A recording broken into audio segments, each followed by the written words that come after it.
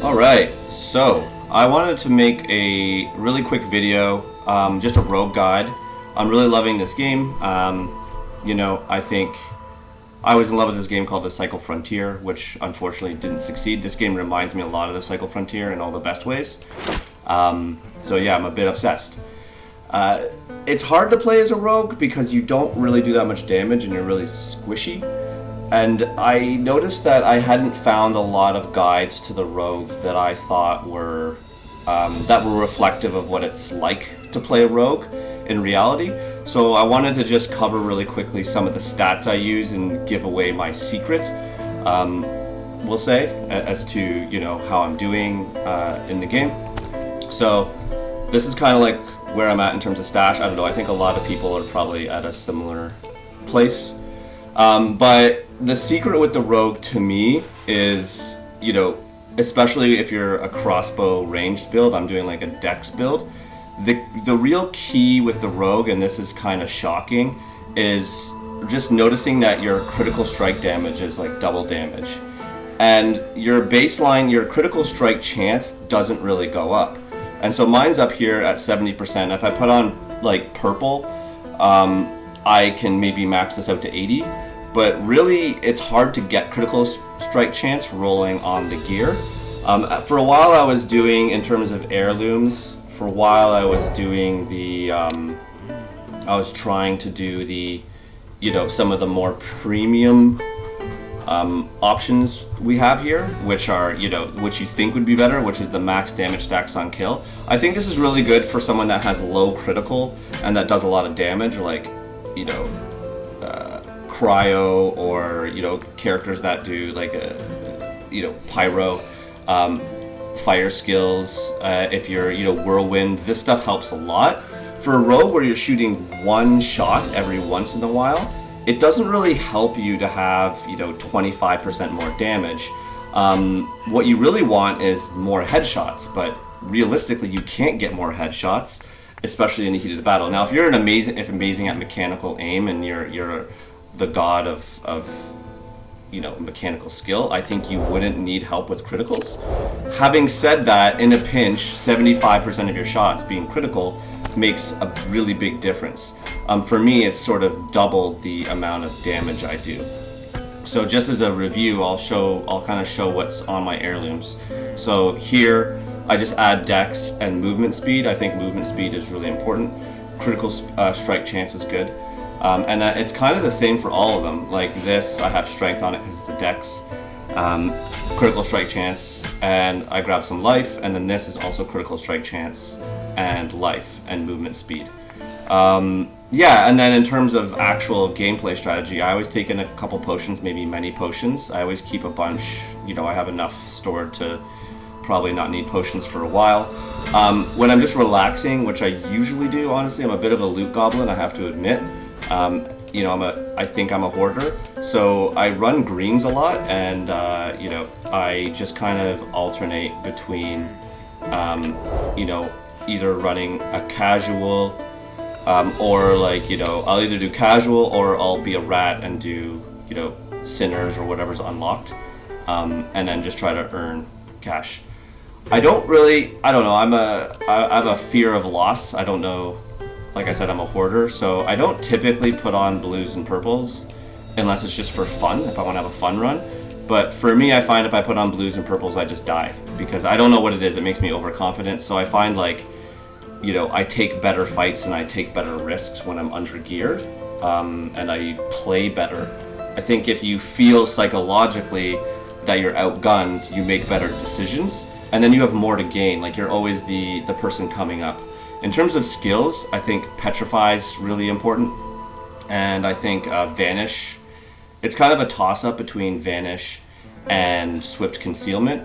Swift Concealment's really great for PvP, especially if you're doing competitive. I think Swift Concealment allows you, with the movement, with Featherfoot, you can basically choose at any point to sprint an extra 200 movement. That means if you've hit somebody with an arrow and you want to pursue, you're guaranteed. You're almost guaranteed you're critical now. You have a 75% chance for critical. If you get a headshot, you get a critical. So you've opened up the fight. maybe I'll just jump into training and show like kind of different ways to engage. So let me grab some different potions or like different engagement strategies. Depending on who you see or who you encounter out there, we'll talk different engagement strategies. Let me just throw some random stuff in here. So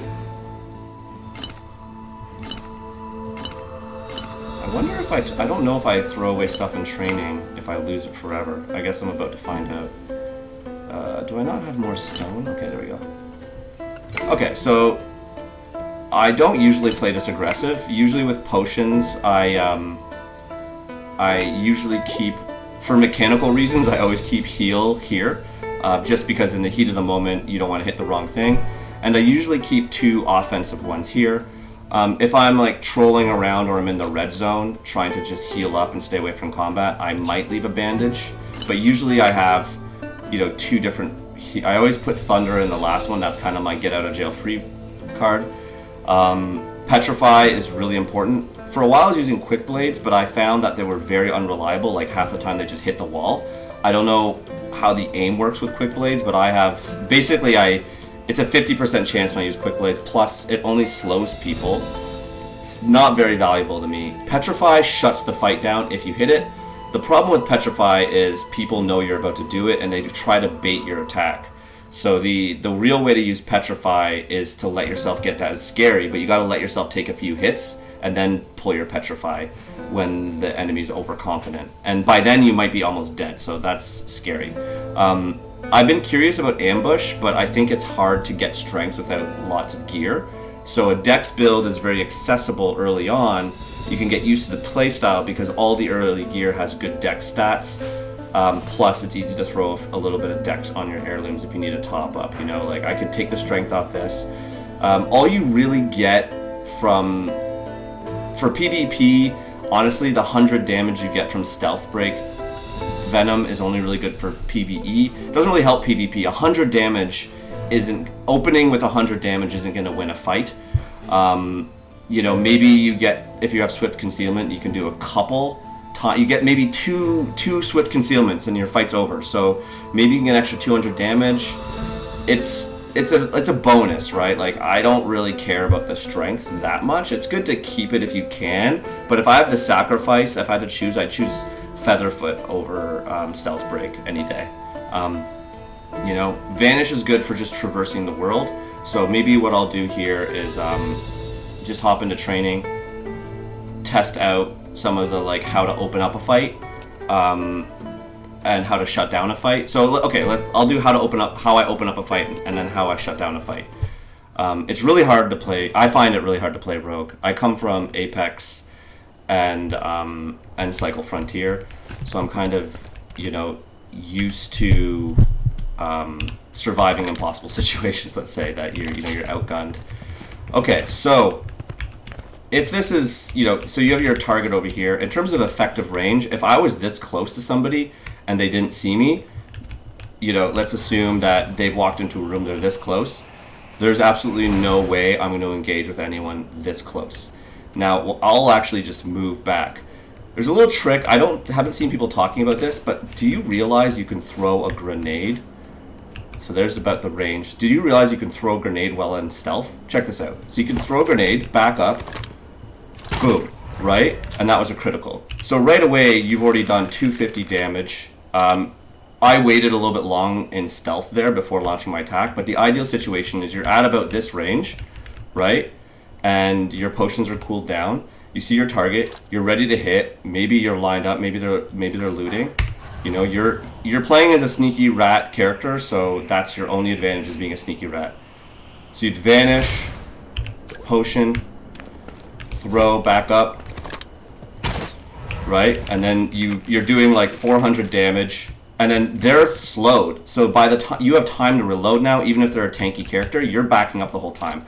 So now you get your other, I didn't get a critical there, but you get your other shot right away. So you're down 500 damage, let's say, downrange, before they even know what's going on. They're just getting out of their menu if they're looting, let's say.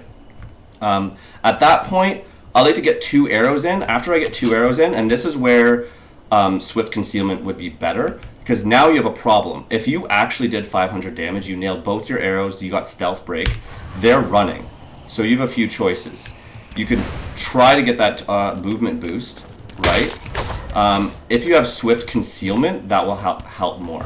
And at that point, it's usually just coming down to trading, but you're trading and you're 700 damage in, and ideally you haven't been hit yet. So they have to, again, they have to get through your 600 health, because I don't have a ton of buffs here.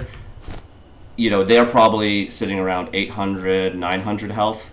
So you have to do double the damage as them. Now, because of your crit bonus, you're now doing a lot more criticals here, right? Look at that. You're doing, you know, tons of damage per second. Your DPS is crazy because you're getting all those passive criticals. So when it comes to opening up a fight, you know, it's hard to choose. I find there are slower classes. So if it's something like a Death Knight, I don't even recommend taking fights with a Death Knight. But if you're going to fight with a Death Knight, you just have to kite them at a very, very far range. Ideally from height. They're not very mobile. And you have to try to stay very far so they can't do their hand trick. Now, if they get their hand trick in, what you have to do is, as they're handing you, you pull Q. And then you just have to bait them and try to guard and wait until they overcommit to fighting. And then you just go for a poke and run. And then try to reestablish range. Usually if they do that, they've already got me down to a third, I'm almost dead. I just bail on the fight. Like, I have no shame. If I am down under 75% health in an engagement and they have me up close, I am just exiting and I'm trying to take my loot, and I'm like I'm a loot goblin. I'm out. Like, I'm out of the fight, right? So that's kind of the default attack. But again, you have other potions. So if you're feeling more aggressive, you can do the same tactic again. But again, I do recommend opening with potions or bombs. And, you know, the other potion I would recommend is the fire potion for DPS. So same deal, you know, you find your range, it's about there. That's like pretty much the furthest you can get it. Right? So you're in range, and really what you want to be is maybe a little bit out of range here, and then you want to creep into range, toss the firebomb, and then by the time it hits, you're shooting. Now, look at that, right? They now have a situation. They can't stay there. So if they're a character that doesn't have crazy movement, or there's some sort of physical reason, like maybe they're in a corner with a box and they have no cover, or they're a caster, they have a bigger problem to deal with than your damage. So those are the ways I open fights. You can put most of your damage down range in a safe situation and then assess how they react. They're going to react in two ways. A, they're going to take your bait and run at you. In my experience, if they take your bait and run at you, they have some crazy life steal, you know, build where they're just going to decimate you. You're a rogue, you have to leave. That's how you survive, that's how you keep your loot. In terms of tactics, what might happen in that situation is that the noise that's being made will attract third parties. So you can go hide in the corner and wait for the third party to show up, and then they will have their epic battle, and you can clean up the remnants if you're feeling confident, and just, you know, play the edges of the map. Other rogues will be watching you do this, so you might have to contest with another rogue. If another rogue pops up, I just leave. I'm like, listen, I don't care, because again, they're going to do the same thing you're doing, and you don't have the health. Like, someone doing this same tactic to you, you will die. If someone hit me with, you know, I have 600 health. If someone opened up and hit me with 700 health, I'm dead. So for me, if I take damage, if my face is in a box and I take damage, I think this is where, do I even have a smoke? I do have a smoke. If I just am taking damage out of nowhere, my big recommendation is just to, like, vanish. You know, you took a hit, you don't know what's going on, you're out of there. That's where the stealth power you have, the fast stealth, is actually really powerful. Why is my movement, Featherfoot doesn't feel very Featherfooty right now. Anyway, you have to make sure, you know, with Featherfoot, if you're crouched or you have your crossbow out, just be aware that those things slow you down quite a bit. Featherfoot makes a big difference. You can see it. You can see it in action if you haven't experienced it yet. I don't. If you're lower level or you haven't min-maxed your character at all, the effect of Featherfoot is pretty pronounced. So vanish sucks. It's good for exploring. but Featherfoot gives you some real boost. So to really see Featherfoot in action, and why I think it's the most important skill for a rogue, let's just throw it on really quickly. Or Swift Concealment, sorry. Again, back into training.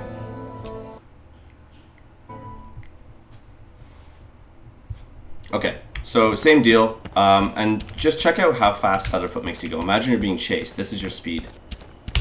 Look at that. Like, it makes a huge difference. That power has saved me more times. Plus, if you're in a spot and you're good with it, you could throw one of those up. Just the fact that even if they just walk around it, they have to walk around it. They have to do this. That is going to save your bacon. Plus, you're invisible. People can't see you. I don't know what the distance is. I think the distance is about from here to the weird cauldron. That's about the distance that people can actually physically see you easily. So really just getting out of that range, if you get hit, if you know where you're getting hit from or you're being chased, a quick one of these will save your bacon quite a bit. And then of course if they corner you, I recommend saving your Q. I wouldn't use Q on an attack. It has almost no attack potential. The best time to use Q, if you're a really mean person, is if you see somebody fighting something like the Cyclops. You can Q them, reload your crossbow, and then when the big creature closes distance on the enemy, you could shoot them with an arrow to unfreeze them just before they get hit, and that will suck their health down. And then they have a bigger problem. They're fighting a giant Cyclops that just landed a hit. What you don't want to do is let the creature unblock them. Because then that's a wasted. The petrify absorbs the attack. Anyway, there's a lot to think about with a rogue, but anyway, I hope some of those tips helped. I think just understanding the power of Dex, how it basically, if you run the math, it's the most important thing for a rogue is critical strike damage and just layering up these criticals. It makes the daggers useful. Of course, backstab will always critical you. It's a slow attack, though, right? Like, look at that, 300, right? I don't know what this will. You get 280. You get 83. I'd have to run the numbers. I haven't done it, but I think it's actually, not far off the similar damage level. This makes a lot of noise. Maybe I'll do a second part of this video. Where I just explore the world and talk about like how to navigate, because I think that that's also important. The rogue has some unique benefits there. So I guess that'll be it for the first part, and then I'll do a second video. I'll either merge it in, or I'll actually post a second video, like a second rogue guide. But yeah, thanks for watching, and those are my early tips with rogue. And I was kind of hesitant to post this because I feel like rogues may not necessarily know about these buffs. And now this is going to make all the rogues stronger. But then again, I feel like, as a community, we should share tips with each other. So if all the rogues get better, it'll make my life harder, but also it'll make it more fun for other people playing. For beginners getting started, figuring this stuff out, the amount of farming I did to earn things, to figure this stuff out, like it really took a while before I found these things. The amount of crap I unlocked in my heirlooms, and the amount of gear I had to sacrifice, to figure out what didn't work. It took a while. So that's it. Okay. Talk soon, and thank you very much. Okay, bye.